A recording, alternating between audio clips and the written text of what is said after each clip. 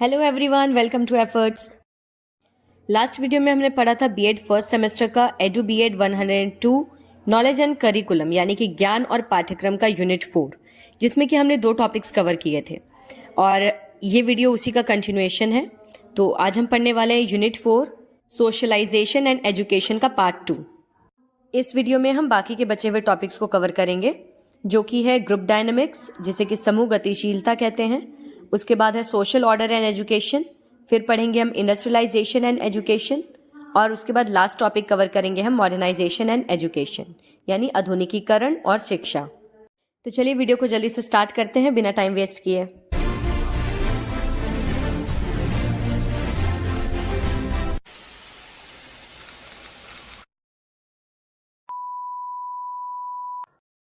Group dynamics यानी समूह की गतिशीलता। सबसे पहले तो इंट्रोडक्शन आप लिखेंगे, यानी ग्रुप डायनेमिक्स क्या होता है आप इसका परिचय देंगे। So group dynamics refers to the interactions and processes that occur within a group of people. It encompasses how individuals behave, interact and influence each other within a group setting. समूह गतिशीलता का मतलब होता है किसी भी समूह के लोगों के बीच में होने वाली बातचीत या फिर जो भी प्रक्रियाएं हैं। समूह गतिशीलता से हमें पता चलता है कि कोई व्यक्ति किसी समूह के अंदर किस तरह से एक दूसरे से व्यवहार करते हैं, बातचीत करते हैं या कैसे एक दूसरे को प्रभावित करते हैं। Understanding group dynamics is important because it can help us to. अब समूह गतिशीलता को समझना बहुत ही महत्वपूर्ण है, क्योंकि ये हमारी कई सारी चीज़ों में मदद कर सकता है। जैसे कि सबसे पहला है improve team work and collaboration. ये हमारे टीम वर्क को और सहयोग में सुधार करता है। इसके अलावा enhance communication and decision making. जब आप लोगों के बीच के होने वाली बातचीत को समझते हैं तो उससे उनके बीच का संचार और निर्णय लेने में भी वृद्धि होती है। Resolve conflicts effectively. इसके अलावा ग्रुप डायनेमिक्स से हमें संघर्षों को प्रभावी ढंग से हल करने में मदद मिलती है। यानी अगर किसी के बीच कोई वाद विवाद हो गया है, किसी बात को लेकर मतभेद हो गया है, तो उसको भी रिजॉल्व करने के लिए ग्रुप डायनेमिक्स जानना काफ़ी ज़रूरी होता है। Promote positive social interactions. ये लोगों के बीच में सकारात्मक सामाजिक बातचीत या तालमेल को बढ़ावा देता है। Create a sense of belonging and community. और सबसे ज़रूरी, ये अपनेपन और समुदाय की भावना को विकसित करता है। ग्रुप डायनेमिक्स इन सोशलाइजेशन यानी समाजीकरण में समूह की गतिशीलता किस तरह से योगदान देती है। Identity formation. Groups provide a sense of belonging and identity. Individuals learn social norms, values and behaviors through interactions with group members. अब किसी भी समूह में होने वाली जो बातचीत है, उनका तालमेल है, उसको पढ़ने से होता क्या है कि उसके ग्रुप मेंबर्स की आइडेंटिटी फॉर्म होती है, यानी उन्हें एक पहचान मिलती है। कहने का मतलब यह है कि समूह संबंधित और पहचान की भावना प्रदान होती है। कोई भी व्यक्ति अपने समूह के सदस्यों के साथ बातचीत के माध्यम से सामाजिक मानदंडों को, मूल्यों को और व्यवहारों को सीख पाता है। ग्रुप डायनेमिक्स का सीधा सा मतलब होता है ग्रुप के मेंबर्स के बीच में इंटरैक्शन, उनकी बातचीत। तो बातचीत करने से ही हम एक दूसरे के वैल्यूज को, बिलीव्स को समझ पाते हैं और कल्चर को भी अडेप्ट कर पाते हैं। Social skills development. Group settings offer opportunities to practise communication, cooperation and conflict resolution skills. सामाजिक कौशल का विकास यानी समूह सेटिंग में संचार, सहयोग और संघर्ष संकल्प कौशल का अभ्यास करने का अवसर मिल जाता है। मतलब जब आप किसी ग्रुप का हिस्सा होते हैं तो आपको बहुत सारी ऐसी अपॉर्चुनिटीज मिलती हैं। उसमें आप एक दूसरे से कम्युनिकेट करके, एक दूसरे को कोऑपरेट करके कई सारी स्किल्स अपने अंदर डेवलप कर सकते हैं। Influence and conformity. Groups can exert influence on individual behaviour and beliefs. Individuals may conform to group norms to gain acceptance or avoid rejection. प्रभाव और अनुरूपता। इसका मतलब यह है कि अगर आप किसी भी समूह का हिस्सा हैं तो वो आपके व्यक्तिगत व्यवहार, आपके विश्वासों या फिर आपके सोचने के तरीके पे भी प्रभाव डालता है।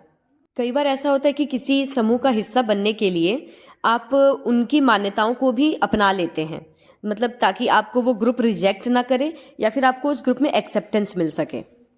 तो ग्रुप की वजह से आपकी पर्सनल आइडेंटिटी भी अफेक्टेड होती है। Group dynamics in education. तो सोशलाइजेशन के बाद अब हम जानेंगे कि शिक्षा में समूह की गतिशीलता किस तरह से प्रभावी होती है। Education is a formal process of teaching and learning often conducted in group settings like classroom. जाहिर सी बात है कि शिक्षा शिक्षण और सीखने का एक औपचारिक तरीका होता है जिसमें कि अक्सर कक्षाओं में समूह बनाकर ही हम बच्चों को सिखाते हैं। So obviously understanding group dynamics can help the educators. जानते हैं कि किन किन तरीकों से। समूह गतिशीलता को समझना शिक्षकों की विभिन्न प्रकार से मदद कर सकता है, जैसे कि create a positive and inclusive learning environment. Being a class teacher, अगर आप अपने क्लास के बच्चों के बीच के बॉन्ड को समझ जा रहे हैं, उनके ग्रुप डायनेमिक्स को समझ जा रहे हैं, तो ये आपको एक सकारात्मक और समावेशी सीखने का माहौल बनाने में मदद कर सकती है। Facilitate effective group work and collaboration, यानी एक प्रभावी समूह कार्य और सहयोग की सुविधा भी बनाने में ये मदद कर सकती है।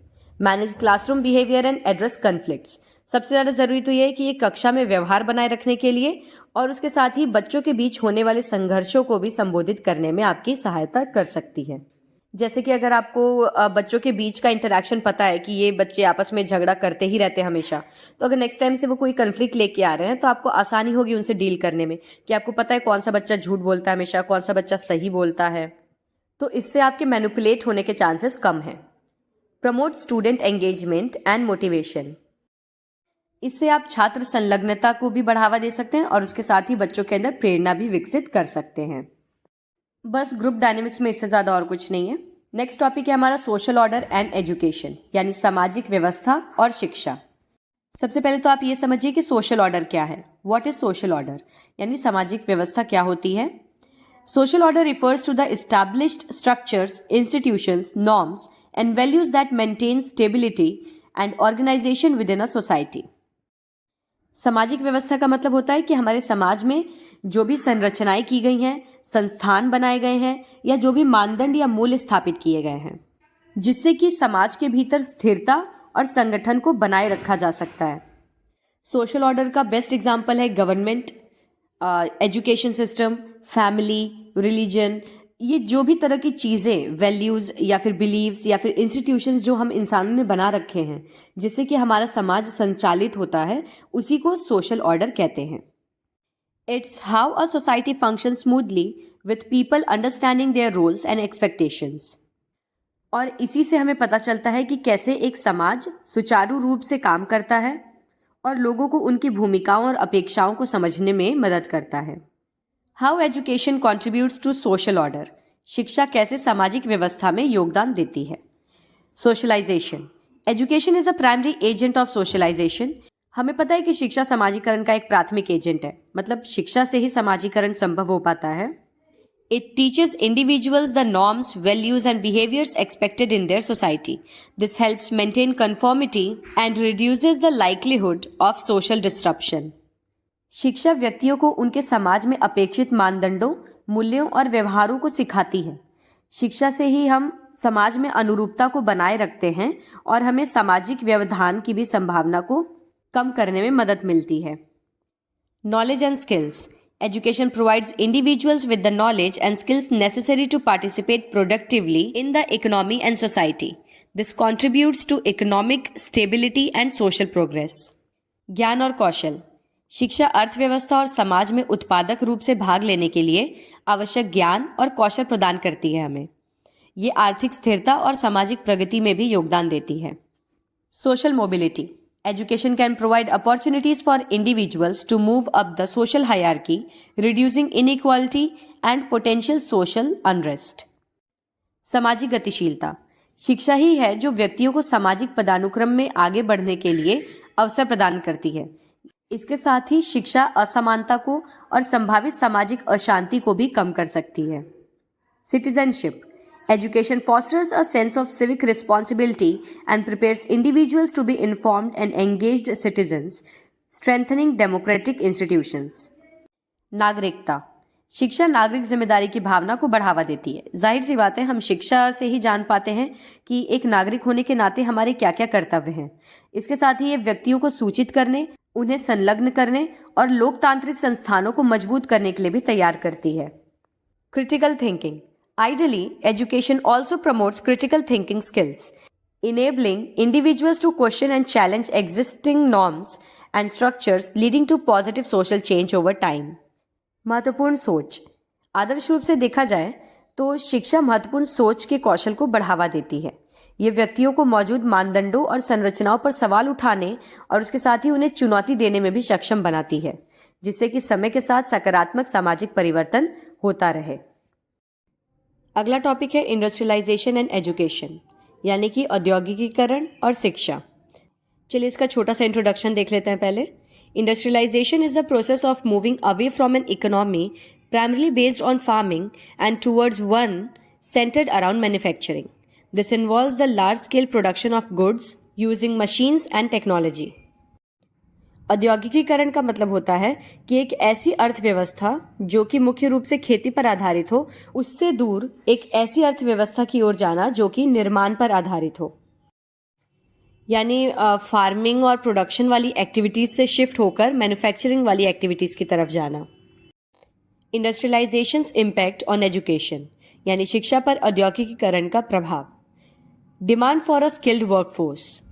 Industrialisation created a need for workers with specific skills such as literacy, numeracy and technical abilities. This led to the development of formal education systems to train individuals for factory work and other industrial roles. एक कुशल कार्यबल की मांग। Obvious सी बात है, हमने भी recent years में देखा है कि किस तरह से वोकेशनल एजुकेशन की डिमांड बढ़ती जा रही है, जो कि कहीं ना कहीं इंडस्ट्रीज की डेवलपमेंट की वजह से ही हो रहा है, क्योंकि औद्योगिकीकरण ने एक विशिष्ट कौशल वाले श्रमिकों की आवश्यकता को बढ़ाया है। यानी अब हर जगह इंडस्ट्रीज में या इंडस्ट्रियल सेक्टर में काम करने के लिए स्किल्ड लेबर फोर्स की जरूरत होती है, इनके अंदर साक्षरता, संख्यात्मक और उसके साथ ही तकनीकी क्षमताएं भी हों। मतलब लेबर्स भी पढ़े लिखे हों, उनके अंदर न्यूमेरिक वैल्यूज की नॉलेज हो और उसके अलावा टेक्नोलॉजी की भी नॉलेज हो। अब इंडस्ट्रीज के बढ़ने की वजह से फॉर्मल एजुकेशन सिस्टम की भी डिमांड बढ़ गई है, जिसमें कि ज़्यादातर फोकस किया जाता है लोगों को ट्रेनिंग देने पर, उसके अलावा अलग अलग तरह की स्किल्स सिखाने पर।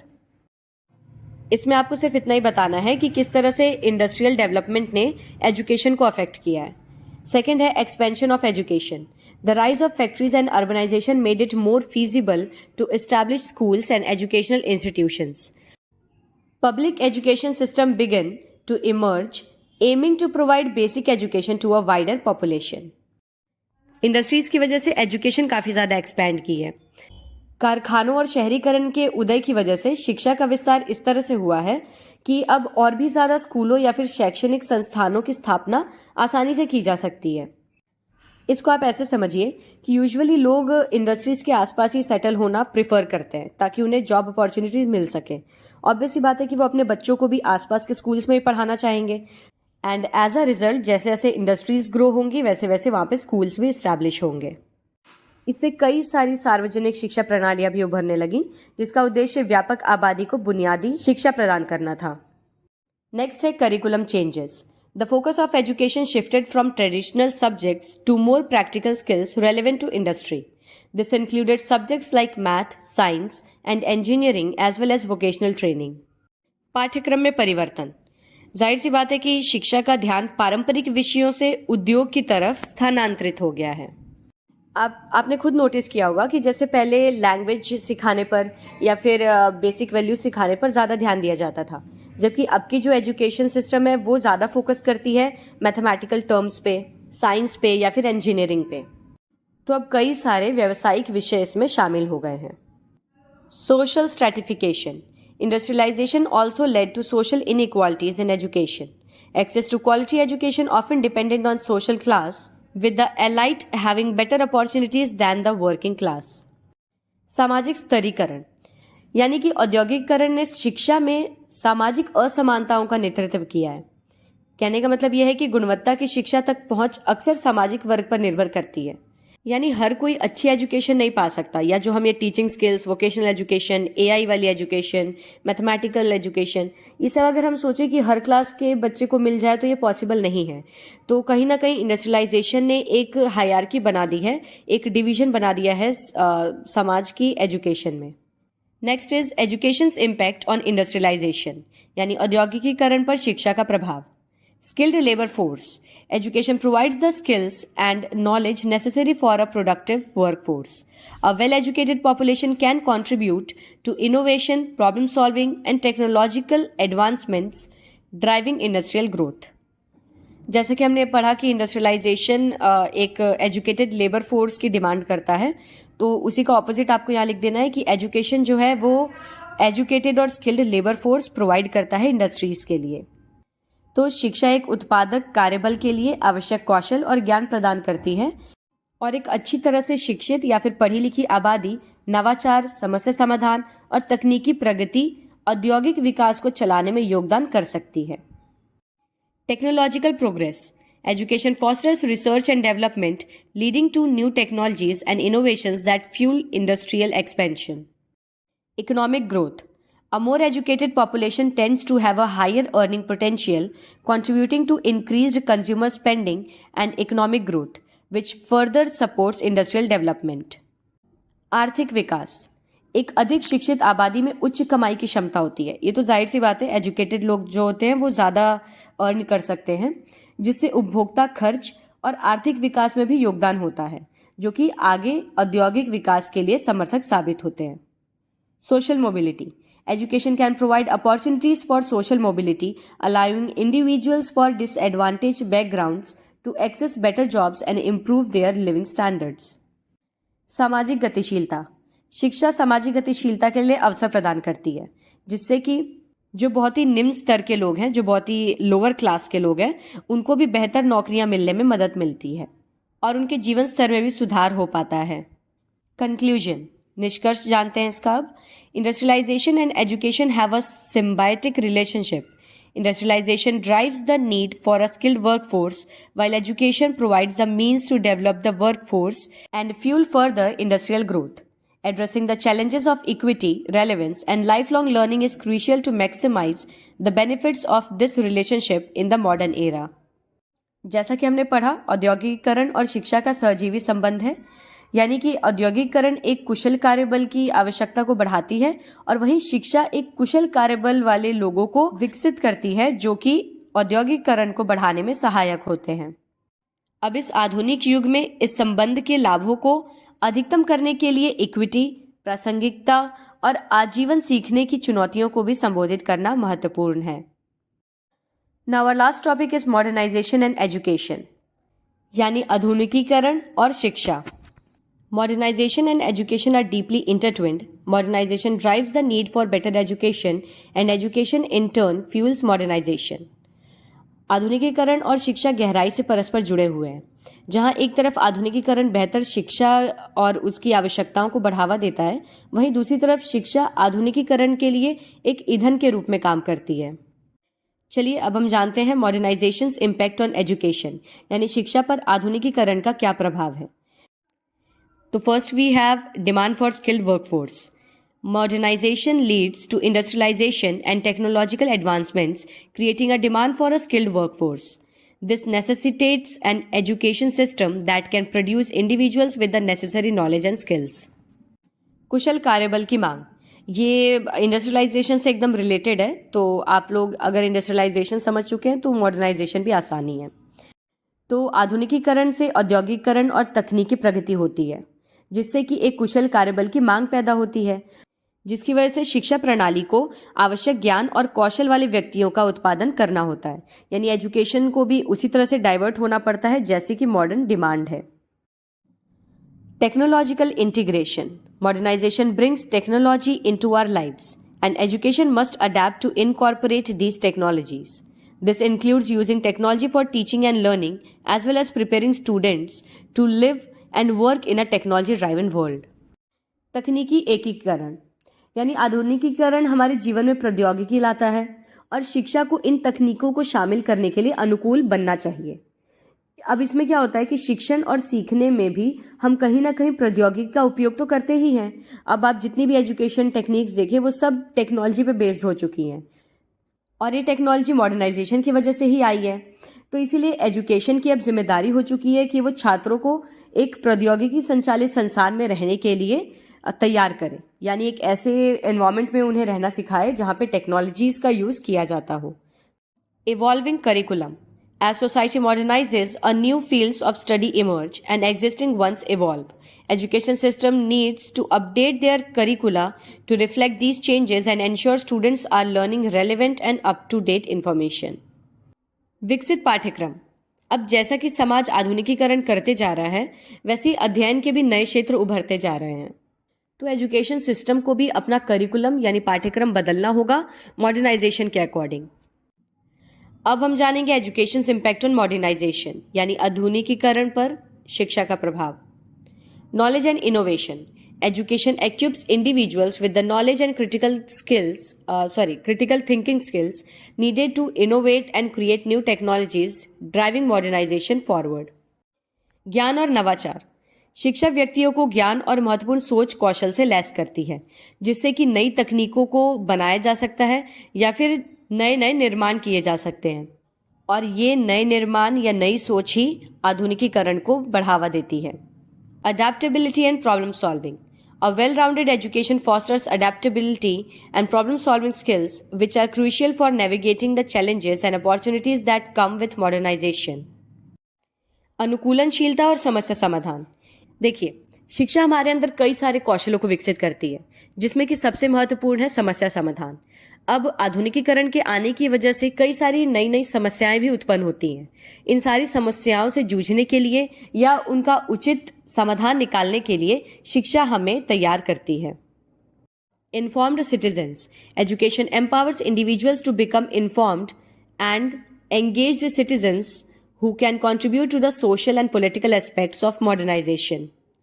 सूचित नागरिक यानी शिक्षा व्यक्तियों को सूचित और संलग्न नागरिक बनने का अधिकार देती है, जो कि आधुनिकीकरण के सामाजिक और राजनीतिक पहलुओं में योगदान कर सकते हैं। Conclusion. In conclusion, the modernization and education are mutually reinforcing forces. Modernization creates the need for a skilled and adaptable workforce, while education empowers individuals to drive innovation and navigate the complexities of a changing world. अंत में हम यही कहेंगे कि आधुनिकीकरण और शिक्षा ये दोनों पारस्परिक रूप से एक दूसरे को मजबूत करते हैं। आधुनिकीकरण से एक कुशल और अनुकूलनीय कार्यबल की आवश्यकता उत्पन्न होती है, जबकि शिक्षा व्यक्तियों को नवाचार को चलाने और बदलती दुनिया की जटिलताओं को नेविगेट करने के लिए अधिकार देती है। By addressing the challenges and embracing the opportunities, we can ensure that education and modernization work together to create a better future for all.